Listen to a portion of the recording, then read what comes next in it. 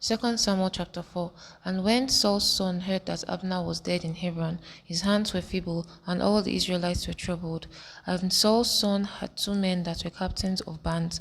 The name of the one was Baanah, and the name of the other Rechab, the sons of Rimmon, a Beerothite of the children of Benjamin. For Beeroth also was reckoned to Benjamin. And the Beerothites fled to Githim, and were sojourners there until this day. And Jonathan, Saul's son, had a son that was lame of his feet.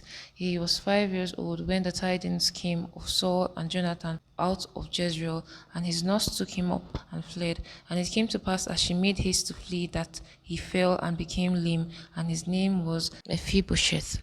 And the sons of Rimmon the Beerothites, Rechab and Baanah, went and came about the heat of the day to the house of Ishbosheth, who lay on the bed at noon. And they came thither into the midst of the house, as though they would have fetched wheat, and they smote him under the fifth rib. And Rechab and Baanah his brother escaped. For when they came into the house, he lay on his bed in his bedchamber, and they smote him, and slew him, and beheaded him, and took his head, and gat them away through the plain all night. And they brought the head of Ishbosheth unto David to Hebron, and said to the king, Behold, the head of Ishbosheth, the son of Saul, thine enemy, which sought thy life.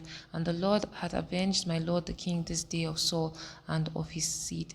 And David answered Rechab and Baanah his brother, the sons of Rimmon the Beerothite, and said unto them, As the Lord liveth, who had redeemed my soul out of all adversity, when one told me, saying, Behold, Saul is dead, thinking to have brought good tidings, I took hold of him, and slew him in Ziklag. Who thought that I would have given him a reward for his tidings? How much more when wicked men have slain a righteous person in his own house upon his bed? Shall I not therefore now require his blood of your hands, and take you away from the earth? And David commanded his young men, and they slew them, and cut off their hands and their feet, and hanged them up over the pool in Hebron. But they took the head of Ishbosheth and buried it in the sepulchre of Abner in Hebron.